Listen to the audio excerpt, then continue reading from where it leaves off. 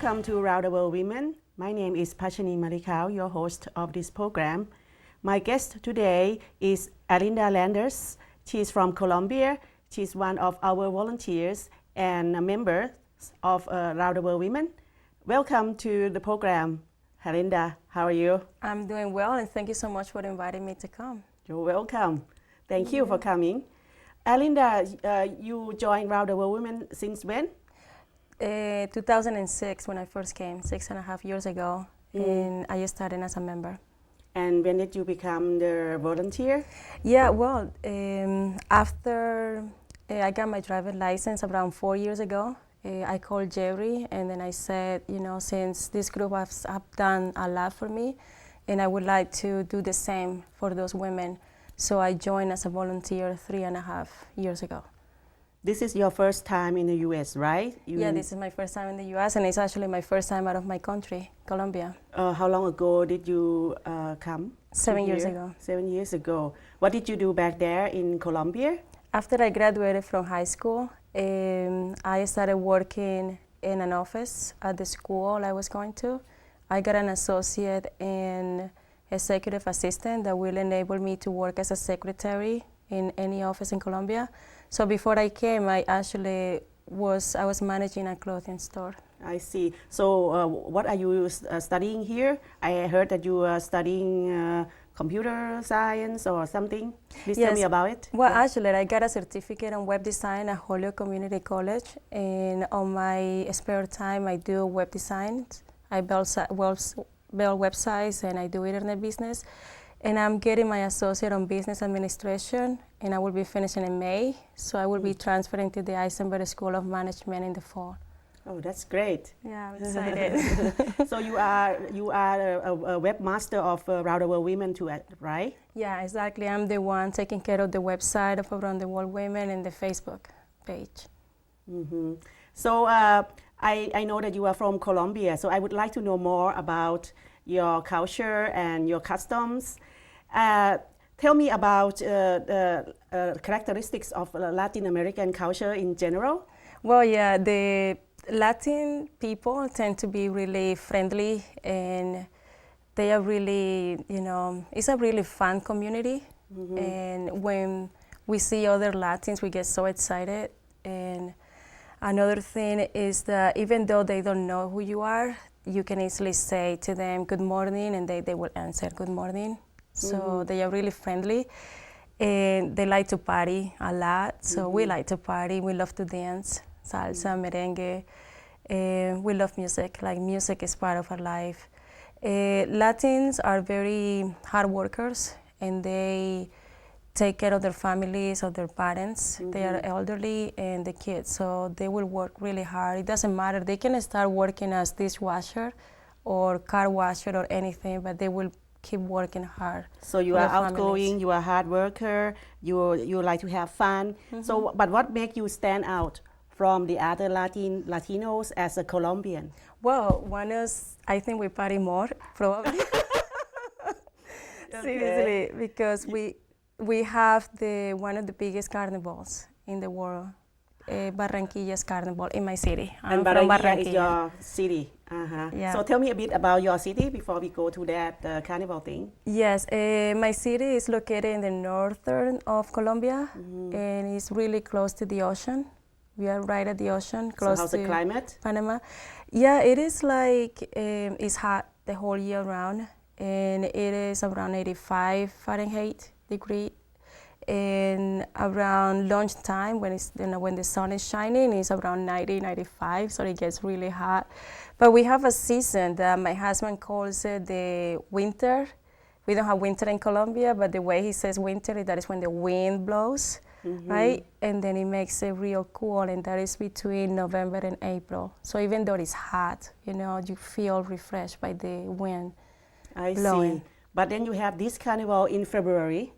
So how is it related to the nice and cool winter of Colombia, or it's related to something else? Well, actually, the carnivals are hundred years ago. Carnivals come from Italy. That is when they first started this tradition, and somehow we got it. Pandown has become, many people don't even know about the history of the carnival. It's our tradition. This is who we are. This is what we love to do. And I have some pictures. Hopefully we can show them in the show. Yeah, sure. How long is the carnival? For 4 days. 4 days and 4 nights? 4 nights, yeah. We start on Saturday, Sunday, Monday, and Tuesday. And everyone joins? Do people work then? Or just do you close the whole town or whole city and everyone celebrates? Yeah, they close, the whole town stops. I mean, the whole city stops. Nobody works, no school, nothing. Everybody just party. So what do you have there? Days. You have parades or yeah, singing, dancing? Yeah, actually on Saturday we got one of the biggest parades, and we have different groups coming from the north of this and to the south. So it's like a really 6 hours, parade, and everybody's out with costumes. Everybody's wearing costumes. And that is on Saturdays. And on Sundays, which one of those groups, the best one, gets a prize. I mean, it wins a prize, one of the best groups.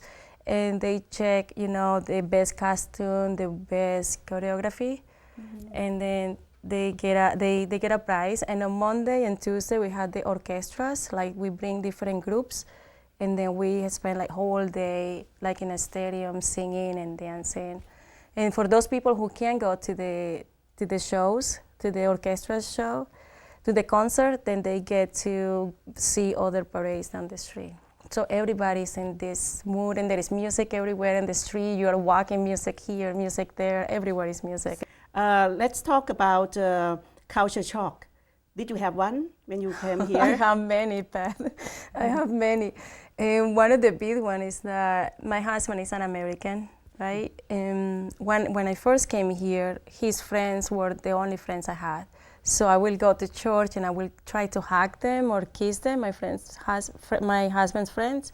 And they didn't know how to respond to me because of my body language was hugging and kissing. They didn't know how to respond to me. So it took them a while to get used to me, and this is who I was. And it took me a while to get used to, people are cooler, and people want their distance. In Colombia, when you go to the banks, you see people one after the other one. Right here, you go to the bank, you see one person here and one person here. Even the houses are really separated from each other. It's like people like their own space and their own thing. In Colombia, it's like a big family. So that was a shock for me. People wanted their space, and yeah, that was one. The other one was the language. If I was invited to a party, I was having a hard time understanding the jokes or what people were saying. So it wasn't fun enjoying the parties here. So you just started to learn English when you were here? Yeah. Oh, that you have done so good so far. Yeah, quite good. Thank you. Yeah, I tried to join every ESL class around Amherst. I joined the First Baptist Church on Wednesdays. I took some ESL classes at UMass, and then I started taking classes at Holyoke Community College. So that is really what helped me. So let's compare the differences between lives here and lives in Colombia. Talking about socialization, how do people meet each other in Colombia? Yeah, for parties, you mean? People meet at pubs or in a house or where? Well, when they want to get together, we have pubs, we have different places, but we usually like to do it like homes. Getting together at homes, and we bring everybody, as the more the merrier. So we invite everybody. We have let's talk about partying. I heard that you have a kind of a block party. Tell me about it. Oh yeah, we have those big speakers, really big speakers, and they are called picos. And I mean, you can just put it here in Amherst. You can probably hear it in Hadley. I mean, they are really loud. They are really loud, and we put the tables on the street. We blocked the streets, and we had the tables and the chairs, and people with the music just dancing around the table.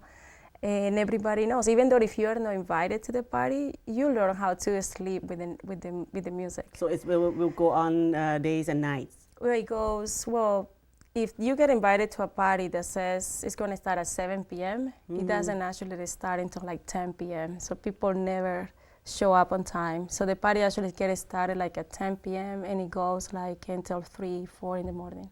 So the neighbors won't mind. No, they don't. They will join. They Neither were the forced to police. join. Neither the police. Yeah. Oh no. Even the police Okay. will stop by and Okay. join the party. Okay, talking about time, would like to know about your appointment. Whether you guys do have an appointment or you just We show up. don't. Okay. We just show up. I mean, if we are gonna visit my friends, I don't need to call her and say I'm on my way to visit you, and just stop by. And if she's there, I mean, But really. even if exciting. she's not there, If she's not there, I can either wait for her or just leave a note and say, tell her I was here and I will come back on another time. I see. So even though you have now emails and telephones and cell phones and whatever, so you still just drop by Yeah, just without drop letting the person know in advance. by. Yeah, exactly. It doesn't. So, We don't okay. absolutely have to Don't call have them. to. Okay. No. Okay. And you talk about the time, the punctuality. So there's none. No, we are always late. We are always late. I see. Do you use past tenses in your language? Yes, I we don't know do. Spanish. You do, but you don't. Okay. Because in my original language we don't have past tense, and that's why we Thai people are not very punctual. But you do have past tense, and then you're not punctual. Ah. Yeah, we do have past tense. Actually, we have watch. We don't use them. We have calendars. We only use the calendar to write down our friends' birthdays, but we actually don't. You must have a hard Don't time living organize. here then for the doctor's visit and so on. Actually, the biggest one was taking the bus. I miss a lot of buses. I was really late. Oh, I see. I was really late, and I always will miss the bus. Yeah, I was having a hard time. But now I'm getting used to the culture. And I would like to ask more about other social lives of people, like when people meet, do they marry or do they just live together like here, or live together in the hope of getting married afterwards? Well, the majority of people in Colombia will get married through the Catholic Church. So most of the people are Catholic? Most of the people are. We have Catholic, Christian, and Jehovah's Witnesses. Those are the biggest ones. But the thing is, I mean, they believe that you have to get married in the Catholic Church. And some people get married civil, and some people just stay together and just live life together. How about the family life? Do grandparents live together with the couple, or they just live separately, like here? And the children, do they still live with the parents, or they just go somewhere after 18 years old? Well, in Colombia, we have really strong family belief, family values, and family stays together. So when a child gets married, if it's the male, he will bring his wife to his house, or they will move to a house close by their parents' house. So they really move close to each other. But we take care of our parents, right? We take care of grandparents. Kids don't move out of the house until they get married, but they go to school, to the university, and they still living with their parents. So what are the other values of Colombians? I know from you that they pay respect to parents, they still live with parents, and what else that you have? The values, you mean? Mm-hmm. Well, we talk about the spiritual beliefs, how Colombian is very spiritual. And another value is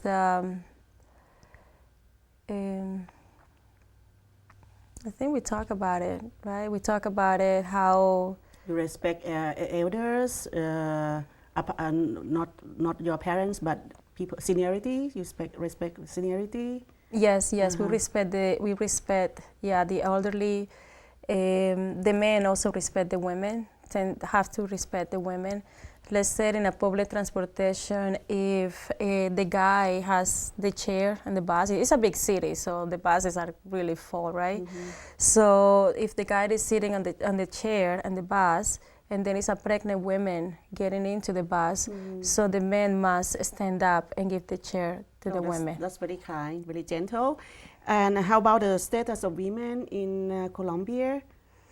Well, Colombia is changing a lot over the years, and we are bringing more cultures into our culture, but the way we still have some machismo, we call machismo, machos, where the man is the head of the house, the man is the one who makes the decisions, and the women job is to take care of the kids and just please her husband.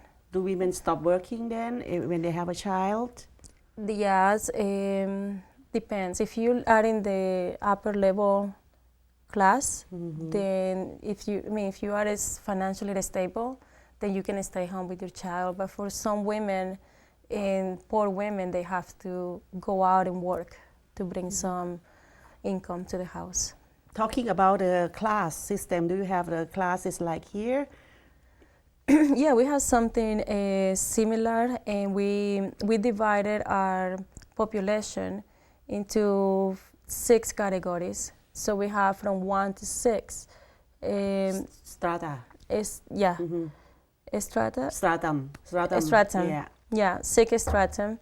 And this was established in 1980. And the reason we did this was so people, let me explain better. The stratum from number 1 is the poorest people, so that will be the lowest income. Then we have a stratum 2, that will be like low medium, and the 3 will be median, and then medium high, and then high, and then the wealthy. How many? 6, you said. Yeah, we have 6, the wealthiest, right? Okay. Yeah, and then the wealthiest. We go all the way from the poorest to the wealthiest. How many percent of the wealthy people in the country? 5%. 5% of them. Only 5% of people are considered wealthiest.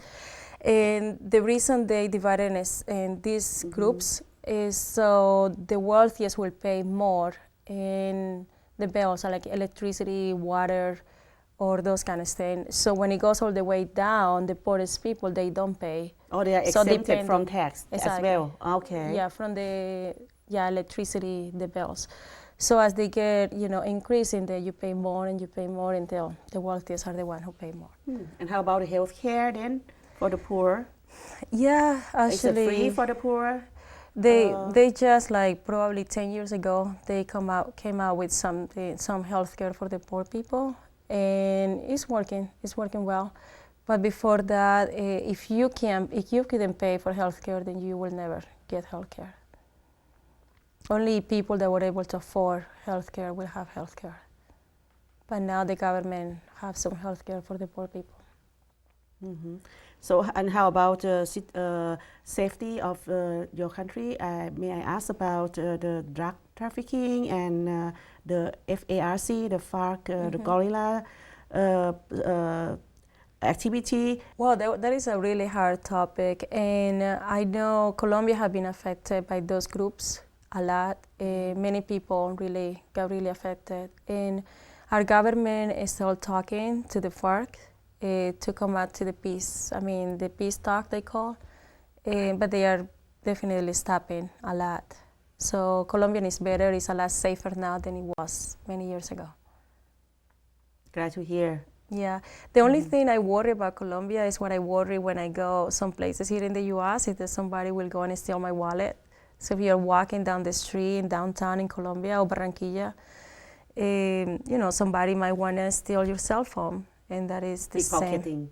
Yeah, just steal your jewelry, and that is the main thing that I worry about Colombia.